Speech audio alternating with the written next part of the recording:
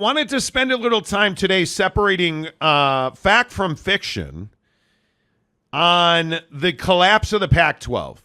And the reason that I bring this up today is because the great radio wizard in the Northwest is once again taking credit for things that are not for him. And listen, I understand this happens all the time in our business. People steal stuff from us.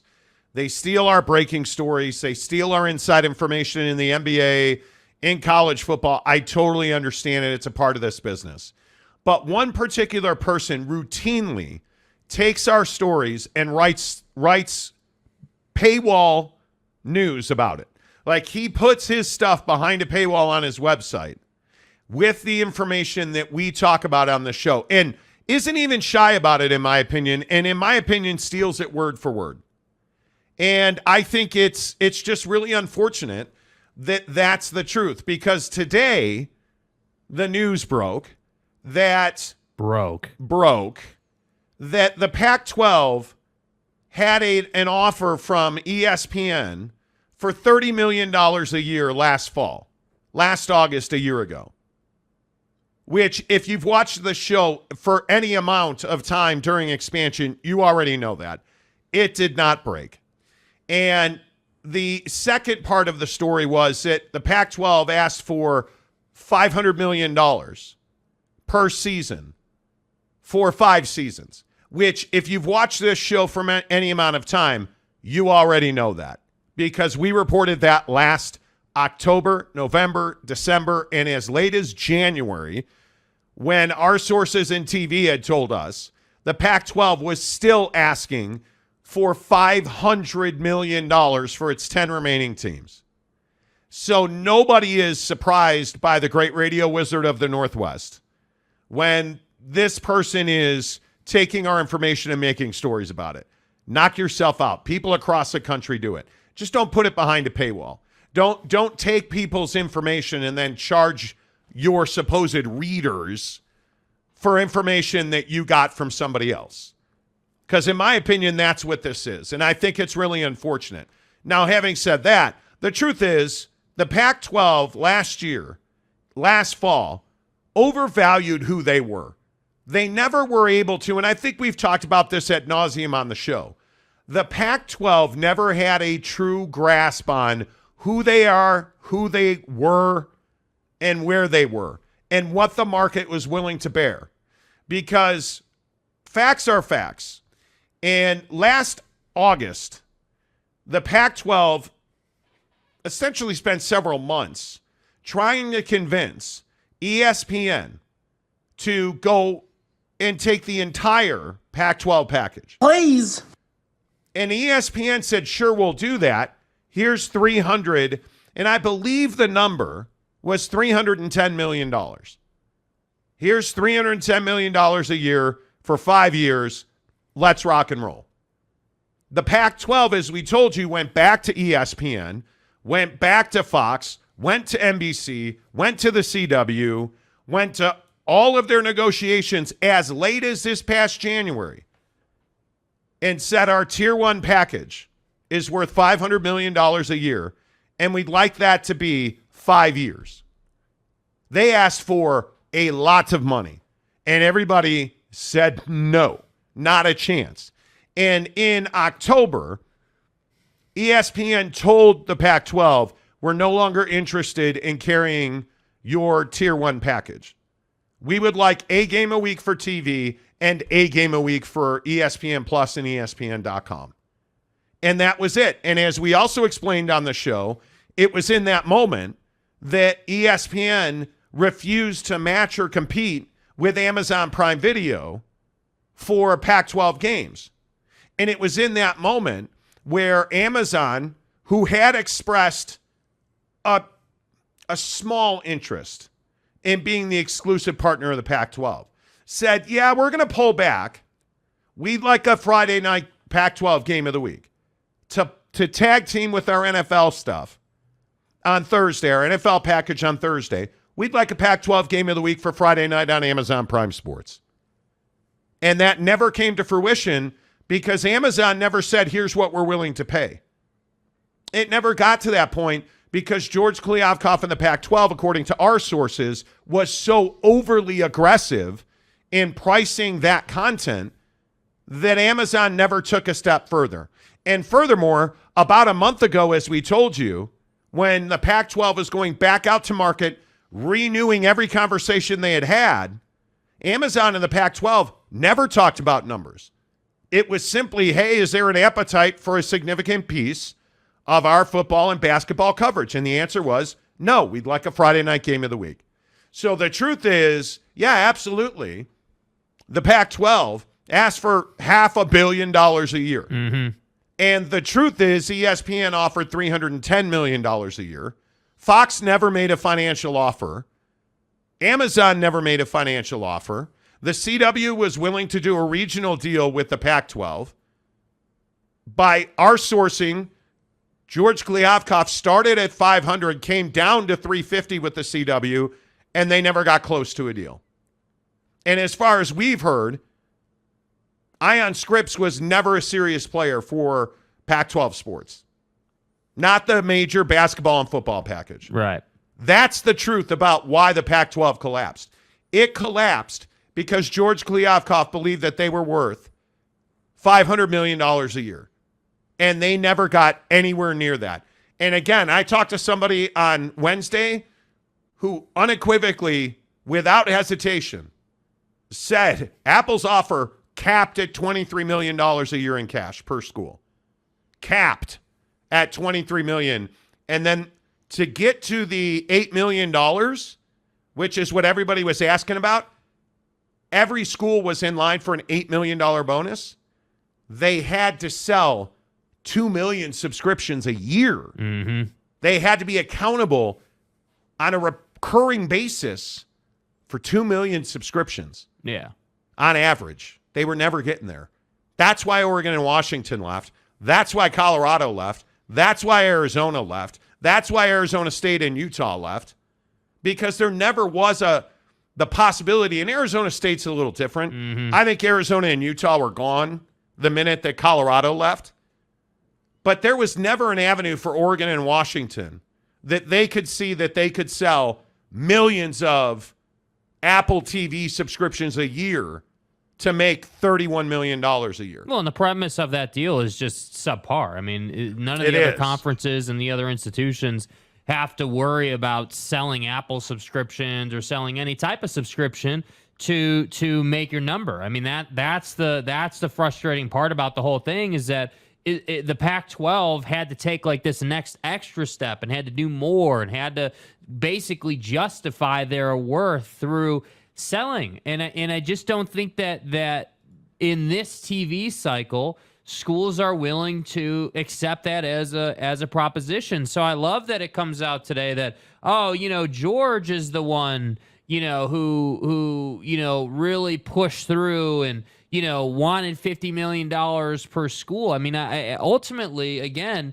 the presidents in conjunction with George, this group of people came up with this valuation. And I don't know where they got the valuation. I don't know where, you come up with the idea that your conference is worth $50 million a year when your closest competitor of a conference in the Big 12 got 30, essentially, 31.7. I mean, that's bananas to me. I mean, you're not the SEC. You're not the Big 10. You're not the ACC, in my opinion. Like, I think, the Pac-12, unfortunately, because you're in the Pacific time zone, people out east are not going to make the effort to watch you. They're going to catch it on SportsCenter. Like, that's, again, as I always say, that's the reality of consumer habits. So to me, I just look at this and I am, just like I was last year, I have always been bewildered that these educators, if you will, these conference folks think that they can just put out whatever number they want. I would love to ask one of them,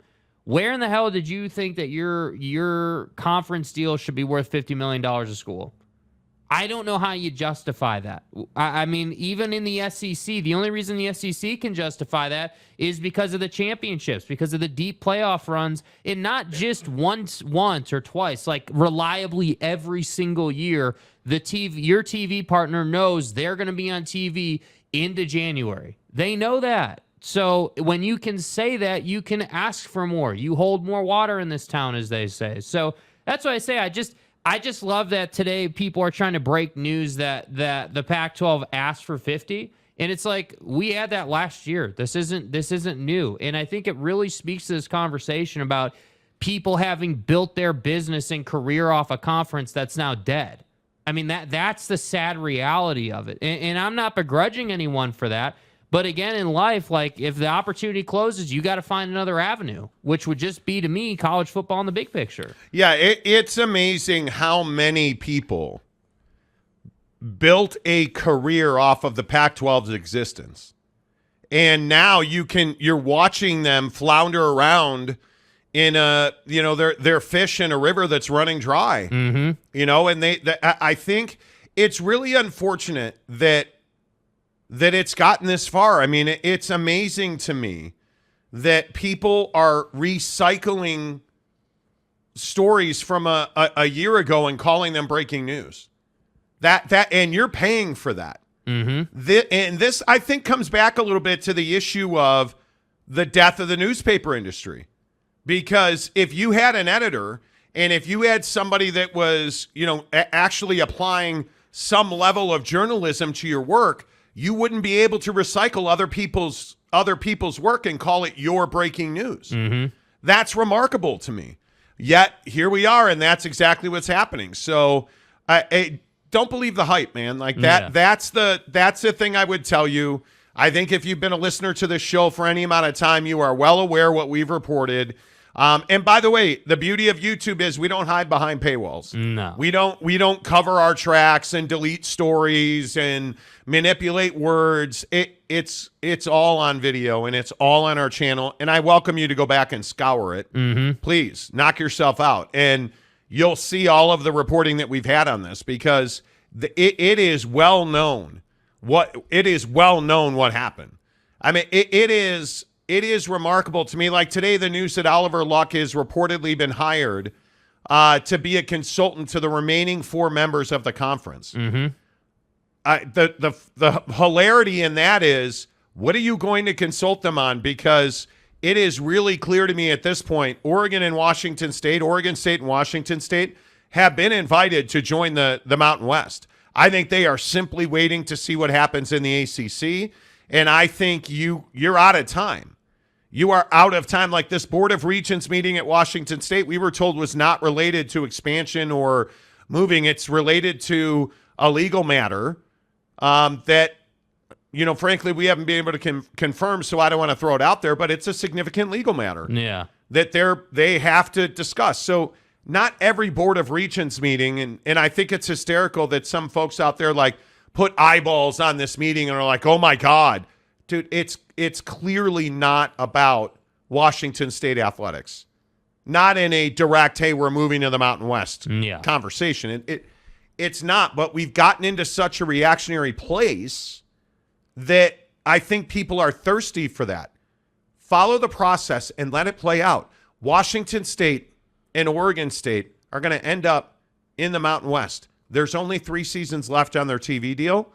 I think there's an opportunity that when Gloria Nevarez is able to lock those schools up, they get a little bit more money from Fox. Really, it's CBS Sports, and Fox has a lesser bit of that deal. Yeah, I think it's a far lesser part of that deal, but I could see them getting to 10, but you got to get Stanford and Cal.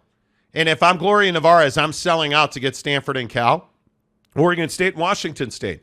And if you only get them for 3 years, hey, that's better than not having them at all, right? Yeah, and I think that there's a real long play here for these remaining PAC schools to jump into the Mountain West and play the long game. I mean, again, it's only 3 seasons. I mean, you're not talking about a 10-year commitment here to this conference, and I agree, it's a lot of lost money. I mean, that is a lot of lost revenue if you're those institutions. But ultimately, I think that's the Band-Aid to stop the bleeding right now. I mean, I just don't see how going to the American or going to these, any type of other situation works out well for you. The reality of the situation is you need a P5 who wants you. And right now, that doesn't exist.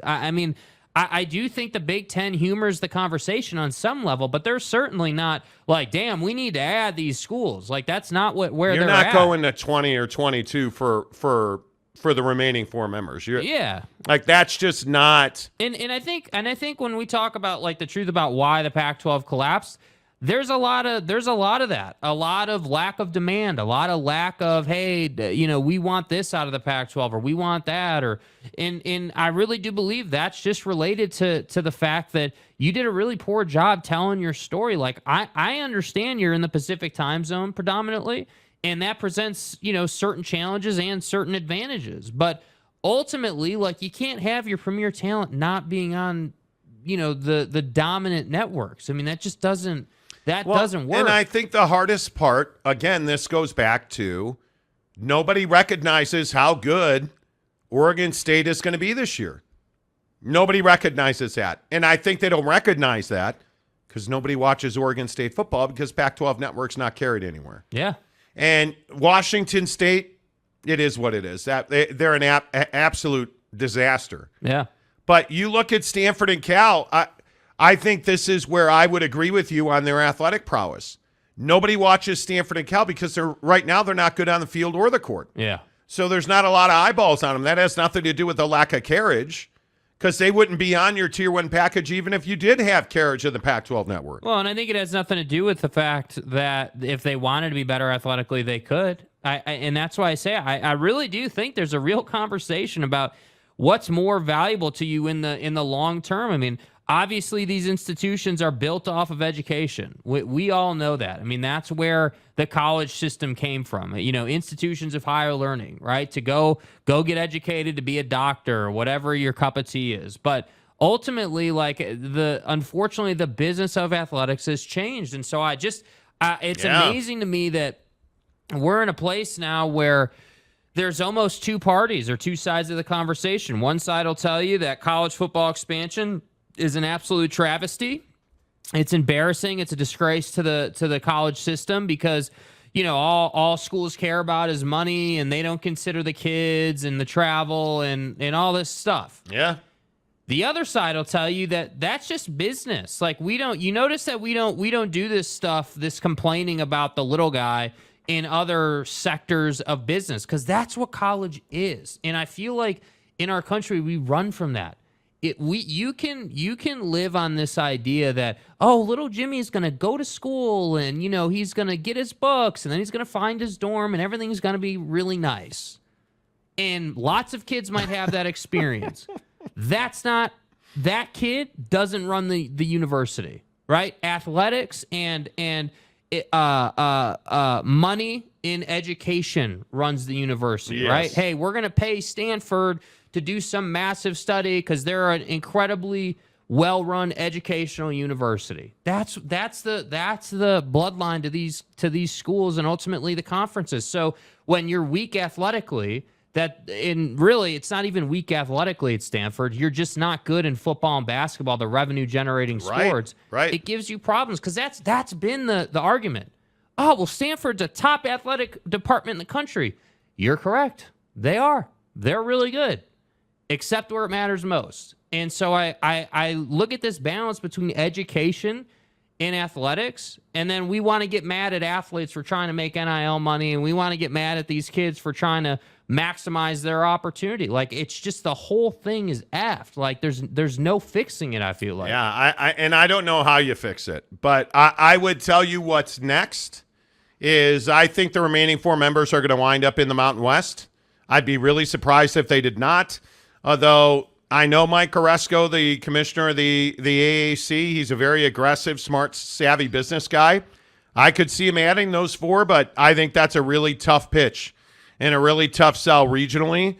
It makes far more sense if you're going to make less money, travel less, have less infrastructure needs. Like that would be, in my opinion, that's a smart way to go. And again, you're only doing 3 years upstate, right? Like it's only a 3-year sentence in the Mountain West if that's how you want to look at it. Upstate. Yeah, you're not Dude, trust me, I lived in Arizona for 5 years. It's hot, and it is a dry heat. I get that, but that still doesn't it's hot. You could do 3 years in the Mountain West. Trust me when I say you can do 3 years in the Mountain West. Yeah. There's no doubt about it. And I just... Yeah. Yeah, there's, let's see. Who's in today? Adam Salamini. I think the Mountain West has 6 R1 institutions. Yeah. Do they have 6 R1s? I'd have to look at the number. I know they have R1s, yeah. I mean, Reno, UNR, right? Reno is in there. I would think Colorado State, I would think is in there. I'd have to look at the list. I have the list. Oh, Utah State certainly is an R1 research institution. Yeah, I'd have to look and see who else would, but I mean, it would be nice to add Washington State and Oregon State, Stanford and Cal, because they certainly all are. Mm-hmm. So, I mean, that would absolutely, but Fresno State's, UNLV's an R1 research institution. Yeah. Pretty That's certain. what I'm saying. Like, it's not an ideal fit, but it's a good fit for now. Yeah. Right? It's a good holdover It's fit. not ideal. No, it's not ideal. It's not ideal. No. There's no question about that. All right, Hero75 gives us $5 to lead it off. Is Amazon still interested in a Friday night game of the week? If so, any word on what conference they want or have talked to? I think that will happen eventually.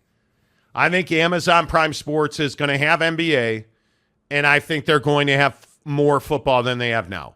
I think it's simply a matter of there's been a lot of talk of matchmaking and paying major matchups to be on Amazon Prime Sports. Mm-hmm. The problem is scheduling is very difficult for those games because, as we've talked about, and I think most people believe, I mean, certainly 9 is going to be the norm, but I think as we expand conferences, you're going to, if every conference is at 20, you're going to have to play 10 conference games. Yeah. And I think at that point, you need 2 tune-ups. You need a couple of Waxahachie Ambulance Repair Institute on your schedule. That's the best. Because it's garbage. Low level. Right. Your mom's sewing circle. Right. I think it'd be very difficult. But again, like, what are some great early games this year?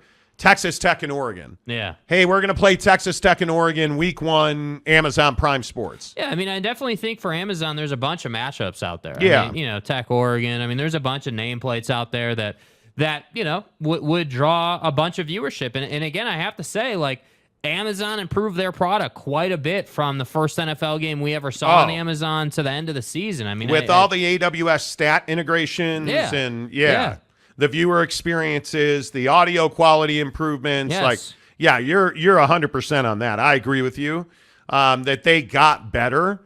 But the question is, it's got to be non-con. It's got to be, like for me, one of the greatest games ever been to is SC and Ohio State at the Coliseum. Yeah. It's got to be that caliber game. Remember back in the day when SC started the season at Auburn, because it can't be Bama and Auburn because that's an ESPN ABC game. Oregon, Georgia.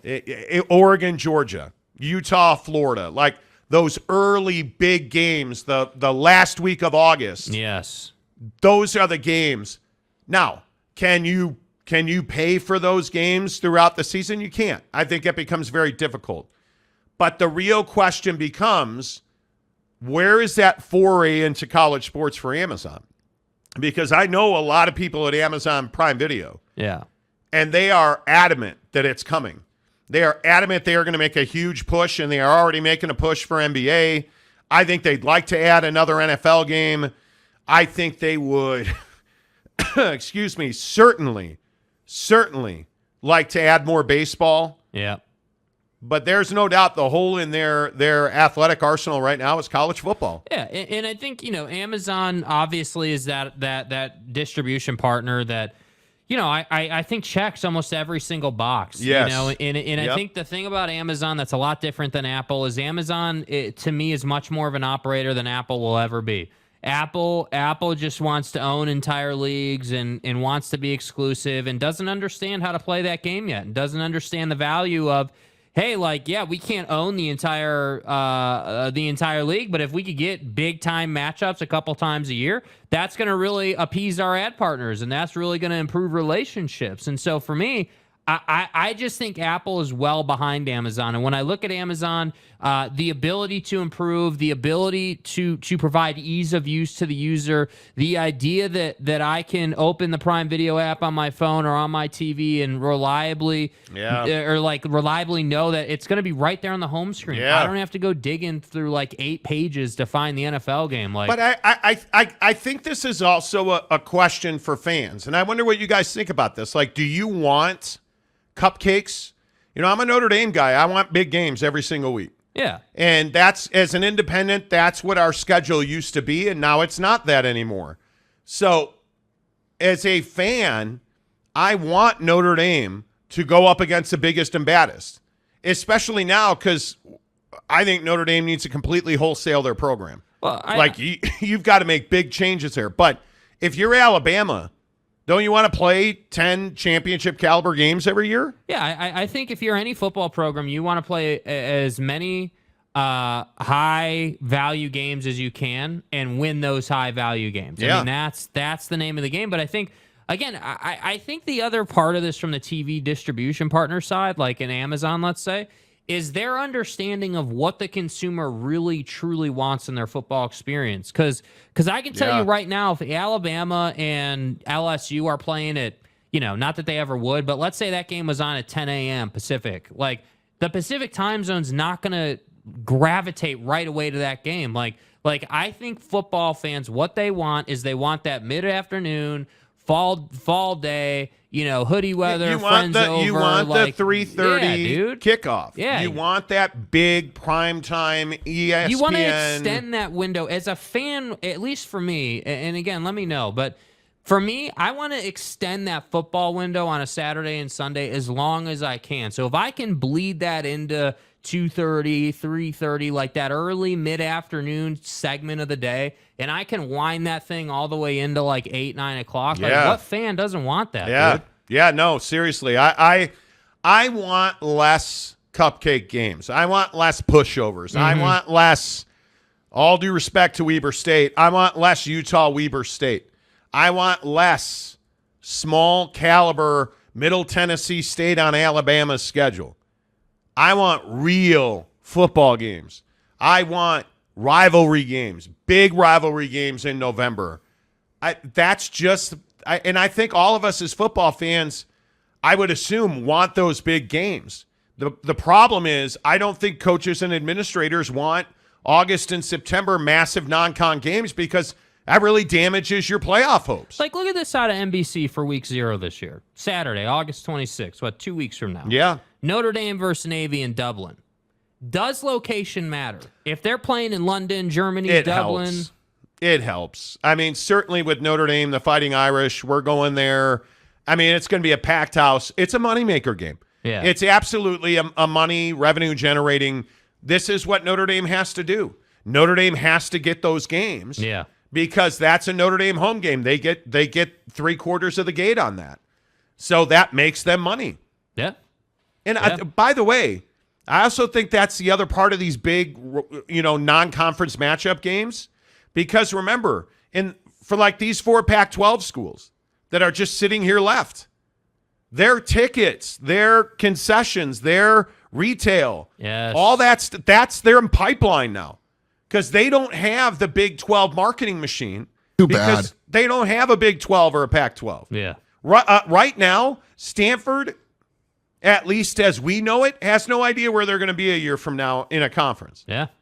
Think about that. How much money are you not making in planning and projections? Yeah, well, and I think that, for these 4 schools, and really, I think this is bleeding into G5s just across the country. Like, I think there is an emphasis at the lower levels of college football now with everything that's gone on in Power 5 realignment to really make money in innovative ways. Like, obviously, every football program wants to make money off concessions, but just how far can we take that? How far, like, what are new ways that we can make money? And that's what I think ultimately wins over guys like Bobby Robbins when he's talking to Brett Yormark. Like, hey, dude, we know that we've got a nice little TV contract here, but I'm not blind to the fact that the SEC and the Big Ten are ahead of us, and we have to bridge that gap for our member institutions. But now, like Bobby Robbins is a very interesting example.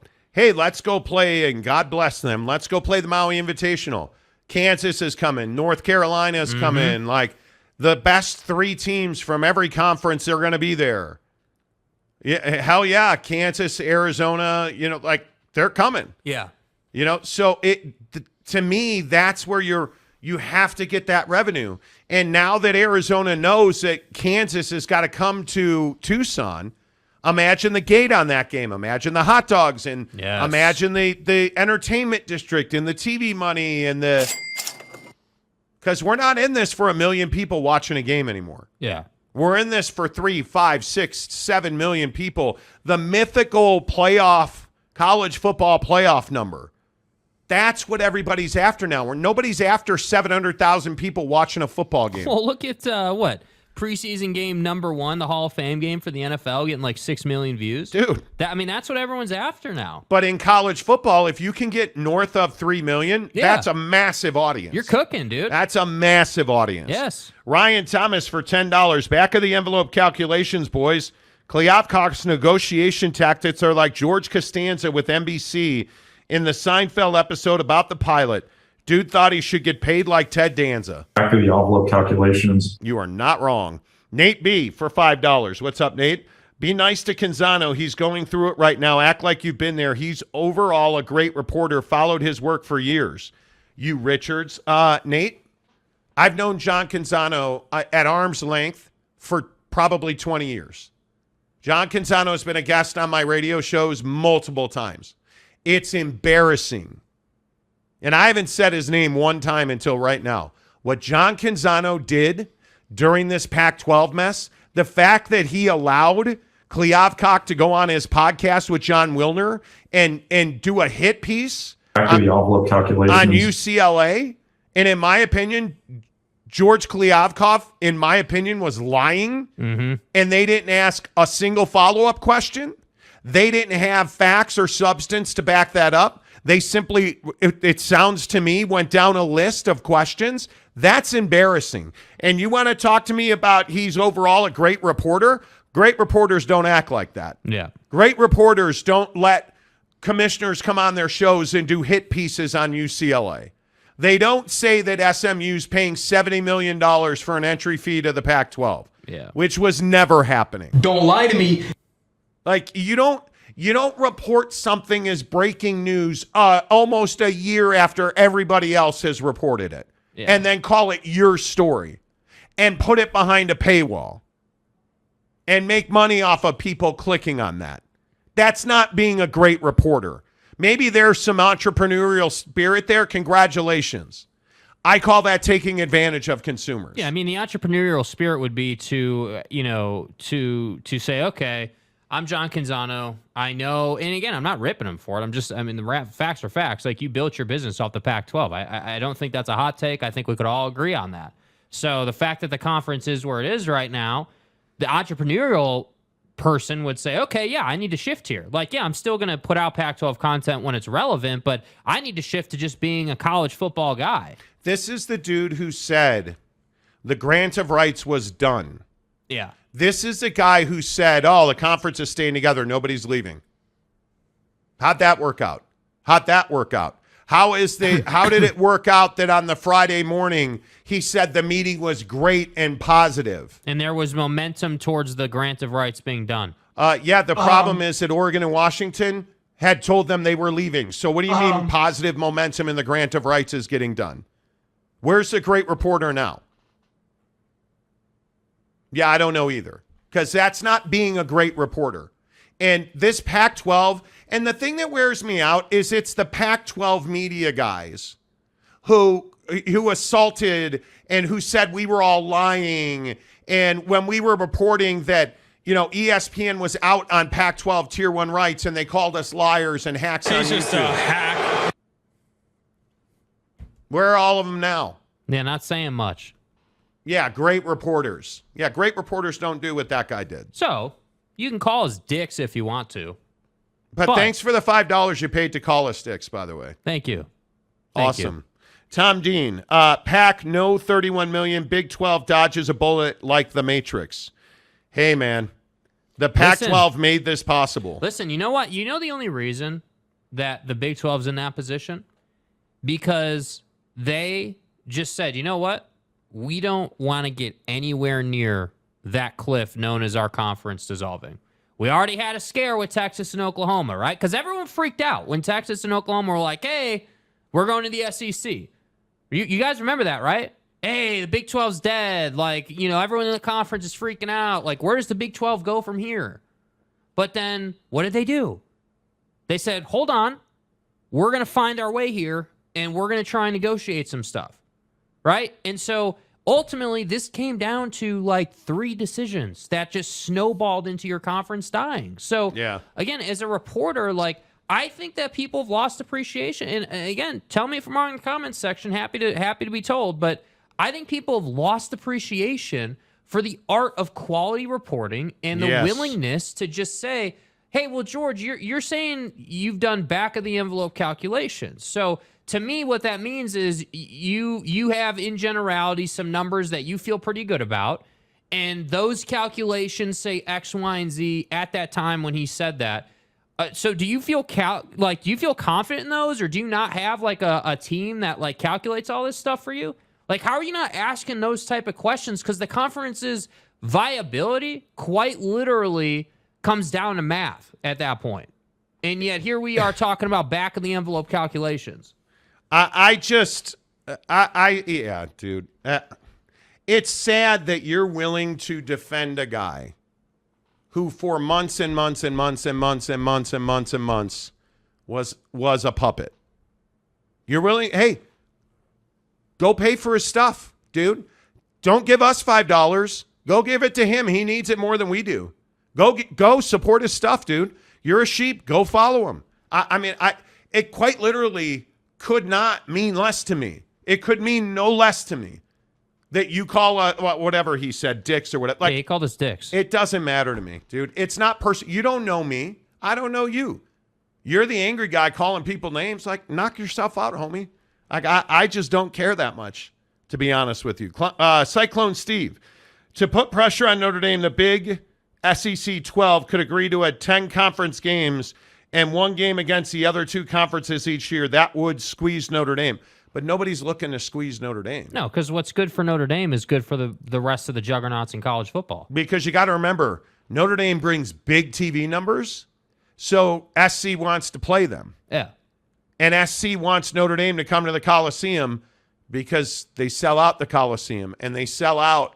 And we're continuing a legendary storyline. It's SC and Notre Dame. It's the honestly, and I know Miami has not been good, but it's the shame in not doing Notre Dame and Miami. Like, it's one of those things. It's why I'm so thrilled that Utah BYU is coming back, even though that's not on Notre Dame SC's level. Just the regionality in that rivalry. Yes. Like I had someone who is new to the state of Utah say to me, is Utah BYU really that heated? Like, do people really not talk to each other the entire week? Do people really in their own families curse each other out because they're on the opposite sides of the line when it comes to BYU and Utah? Yes, bro, that absolutely happens every single year they play. Look at church attendance in the state of Utah the Sunday morning after the Holy War. Dude, is it any coincidence?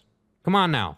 Hero 75 for $5. What the conference should do is take one of the cupcake games and make it the spring game. Any cupcakes should be MAC level schools or better. Yeah, you worry about injuries there, though. But injuries happen every spring, right? Yeah. Fake Tom Osborne for $2. GK and Canzano, biggest Pied Pipers of all time.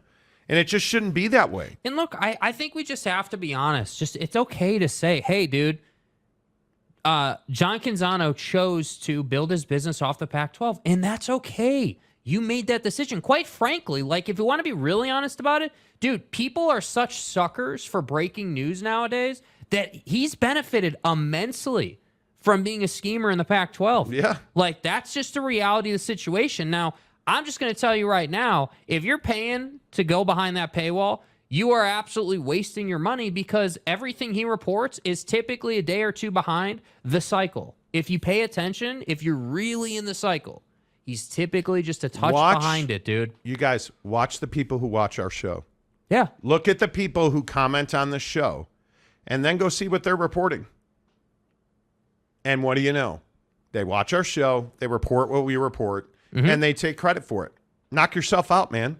You know where it's coming from. Like, it doesn't matter to me. Yeah. Sammy for $9.99. Explain to me why the Big 12 wouldn't offer to accept the remaining Pac-12 schools at a discount rate at first, but you can become full members based on how well you play. Because why on earth would you want to go to 22 schools? Why would you want to go? Like, this is the Big 10. Like, if you're the Big 12, do you really want 18, 20, 22, 24? Like, at some point, just making a schedule for those is, I mean, do you know how difficult that is? Well, and I think the point is you don't want to cap your conference out or max out your capability with all due respect, with Washington State. Like, if you're gonna stress your infrastructure as a conference, let's do it with like Blue Buds. Let's do it with like no doubt about it. Like, let's say the ACC was up for sale. Let's do it with Duke and North Carolina if we can. Let's do it with like premier, grade A, no doubt about it, TV partner type institutions. Because, again, the Big 12 TV deal doesn't even start for another year. Yeah, which everyone seems to forget about. You got to remember that. There's a long way to go here. Yeah. And capping yourself, there, I think every year we're going to have expansion and movement. That's just the reality of the situation now. And with the Mountain West deal coming up and with these 4 Pac-12 schools, I mean, it is, if you get to 20 teams, do you know how difficult it is to schedule that? Mm-hmm. And again, we all think about football and basketball. I'm talking about rowing and golf and tennis, and you got to do 20 team schedules for all of that. Yeah. It's a lot, dude. It's really hard to do. Know we have AI and we've got computers and stuff, but again, it's more than that. Like, sure, a computer can give you a schedule, certainly, but a computer is not going to compensate for, instead of avoiding that premier grade A matchup because of a travel restriction we put in the formula, let's go ahead and make that premier matchup happen. Yeah. Like, that's the stuff you can't account for. I just, once you get to 20, life becomes very difficult. Yeah. In my opinion, it just becomes too arduous. Mike Smith, long way to go, short time to get there. Truck Stop Conference, America. Truck Stop Conference. Yeah, dude. Yeah. Truck Stop Conference. Salty Drunk. You need to be cashed up to be involved in the comments these days. We get a lot. We get about 5,000 comments a show, man. Yeah, dude. Show's growing, man. And that's why I tell you guys, if you are a member of the program, your comments get read first. Yeah, and if you're at the $9.99 level, you're in the group chat. You got access 24 hours a day. So, yep. Archer Quick. I heard a Utah fan poured beer on a BYU player's family. Yeah, you see what I mean? That's like that's Don't a great. Archer. What is that? 15 years ago? People will die. Yeah, dude. Like, is that not like 15 years old now? But people still talk about it because it's infamous. I hate Utah. I hate everything about Utah. I hate their fans. Yeah, dude. Max Hall is who we're talking about. It's an ugly rivalry. It really is, and I'm glad it's back. We need it. Mark 324. I'm going to start using Canzano's name as an adverb, as in, that guy copied my work product. I got Canzano'd. Hey, man. John's got sources, dude. Just ask him. Let's see. Jeremy Callahan is saying exactly Raider Mark. So where is Raider Mark? We have a lot of comments already through the today. Comments section. Raider Mark says the Big 12 is a different league, but so is Nebraska, not the same program. A&M still mid, Texas underperforming, and OU on a downward slide, not the same Big 12 of 94. Program. Nebraska's the tragedy because, and we've talked about this, man. Yeah. They're irrelevant. And with Matt Rule and Trev Alberts, I think that could change.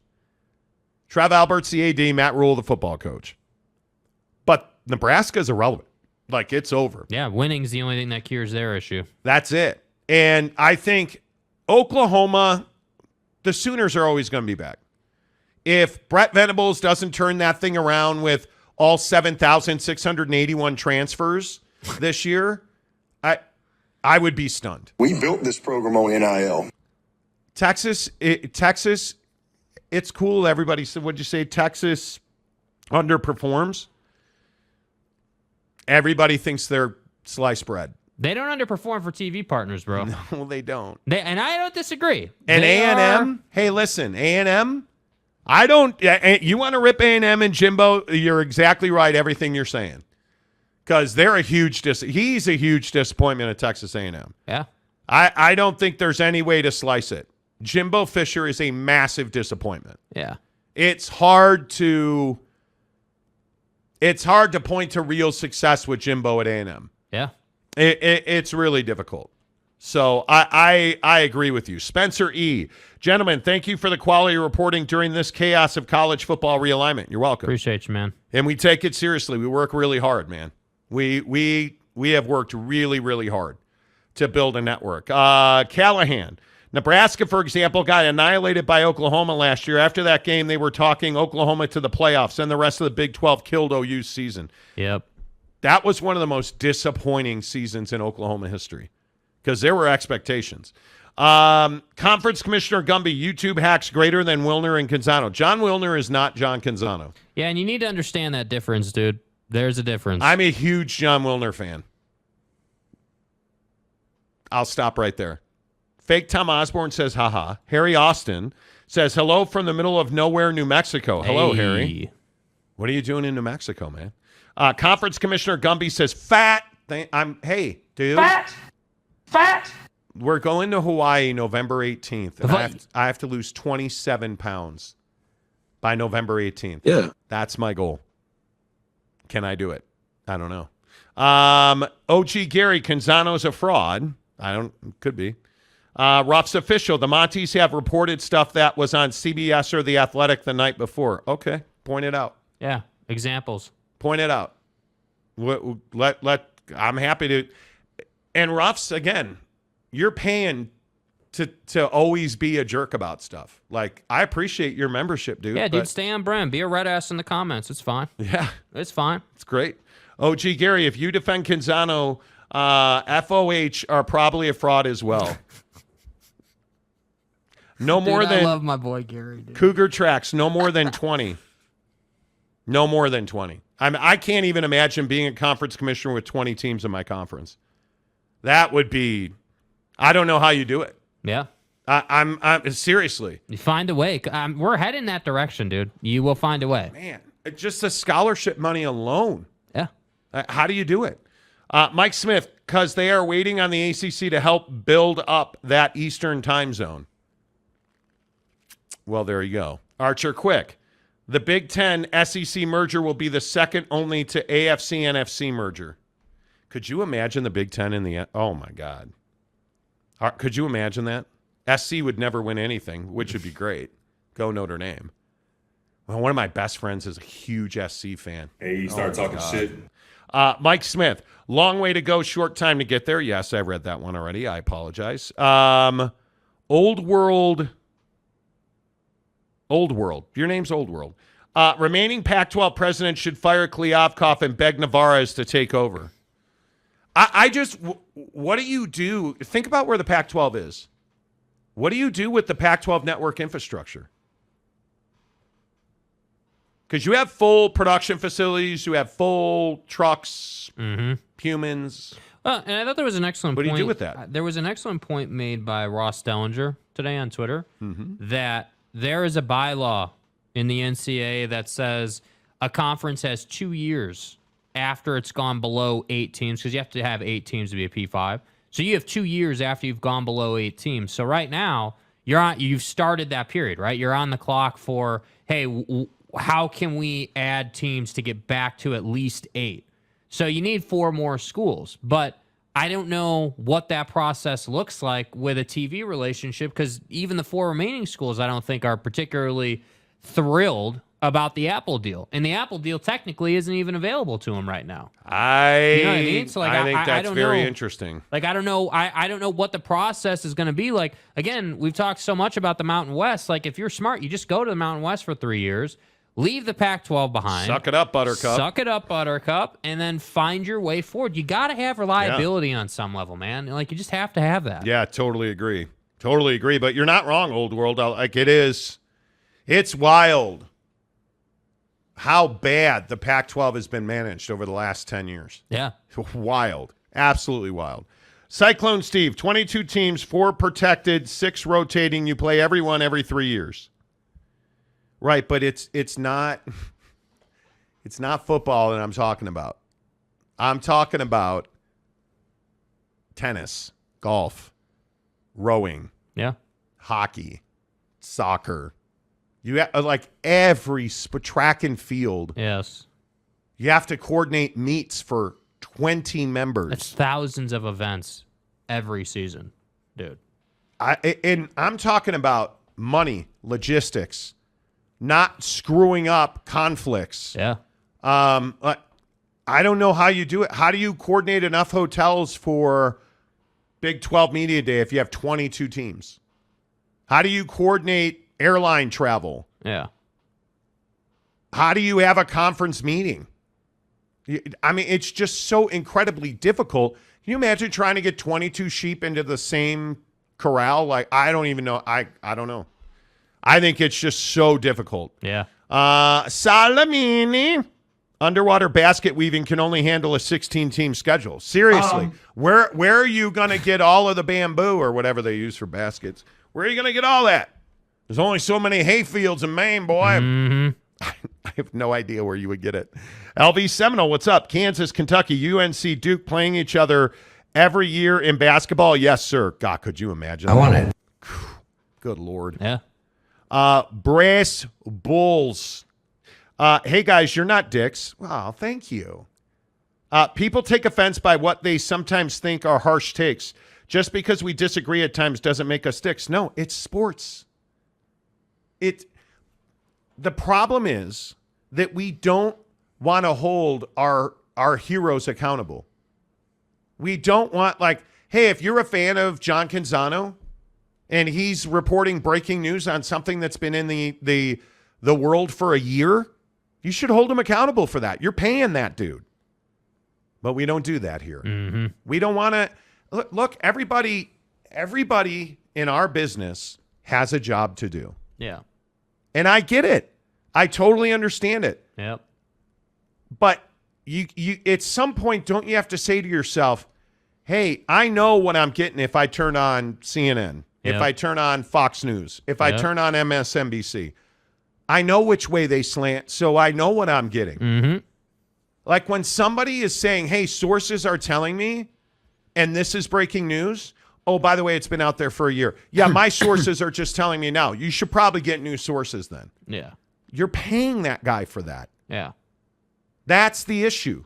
That is, and I look at, I mean, point to like a Ross Dellinger is interesting, or a Nicole Auerbach, Brett McMurphy, or even a guy like Jason Scheer. No. Dennis Dodd works for CBS, but even maybe Jason Scheer's the perfect example. That's a guy that works hard, works for himself, busts his ass, is very clearly, we live there. He's very clearly the number one Arizona guy. Yeah. Do you know how many times? I guarantee you it's happened. People will listen to Jason Scheer. I don't know if he does a podcast or not. He's a writer, right? I think he's a writer. Somebody will read his whatever portal he's on. Somebody will read his message board and be like, oh, hey, I'm going to report that as breaking news. And it's like, what's the repercussion for that? There's Nothing. not. Because it's really hard to prove that. Yeah. But at some point, you have to understand that a body of work begins to form very quickly when you do something every single time. Mm-hmm. But we won't hold those guys accountable. We'll keep subscribing to their website, and we'll keep listening to their radio shows. Mm-hmm. It's like, at what point do you stop doing that? At what point do you say, this is the same guy who allowed George Kliavkoff to come on and try to crush UCLA for his own benefit? Yeah. This is the same. Like, the guy has been wrong on everything in the Pac-12. Everything. How do you keep going back to the well, man? How do you keep going back to the well? I have no idea. Conference Commissioner Gumby, all stop, no truck. Right. Exactly right. Tom Dean, Gumby chat, YouTube hacks greater than Canzano. Okay. Domer Wop. Oh, Domer, way to show up today. I love your show, but I have to ask, Monty, why does your sidekick sit way lower? He's old. He's got osteoporosis, bro. He's shrinking. What am I? I feel like I'm watching Fantasy Island. Okay, reporting from down under. The weather's a little different down here. Well, I just farted. Sorry. Wow, bro, why you got to fart in my face? I don't know. Can you move your chair? Is Jake way lower than me? I guess you are. Can bump your chair up, Shorty. Okay, I'm going to sit way higher now, okay? How do we feel now? Is that better? Is that better? Sit straight up. Do I have to adjust the camera? I do, because your fat head now is out of the camera. Hang on. Domer Wop. Yeah, but see, now I got to, adjust my mic stand. Domer Wop taking over the channel. Dude, what are we doing here, dude? Come on. Yeah, there you. How's that look now? What am I supposed to do Gotta here? tilt up a little bit. There you go. Hey, how about that, Domer right, Wop? yeah, Hey, there we go. Yeah. And I'm still shorter than you. Yeah. Who knew? Jakey Tools growing up right before your eyes. Yeah. What now? Let me tell you what now. Jesus. Boy, guys, 4 minutes until NFL Muzak. Well, we're probably late for that. 30 minutes until we tell you who won the tickets to see Baylor and Texas at McLean Stadium. Waco. In Waco. That's coming up in 30 minutes. We'll also announce the game that we're giving away next Friday. Every Friday in August, we're giving away tickets. Only 2 more weeks for you to win. And it's been fun. There's been a lot of people being creative, a lot of people. The next 2 weeks will be easier. The next 2 weeks, way easier. But that's coming up in 30 minutes after we tell you about Papa Murphy's Marinara Meatballs. At Papa Murphy's, we do more than just pizza. We do meatballs and marinara. Papa Murphy's does meatballs? Oh, I think you mean I do the meatballs and marinara? And how do you do it, Dad? How do I do it? How do I do it? Oh, well, we do it with savory ground beef Covered in tangy marinara. That's how, honey. At Papa Murphy's, we make great pizza. And don't forget the meatballs. Order now at papamurphys.com.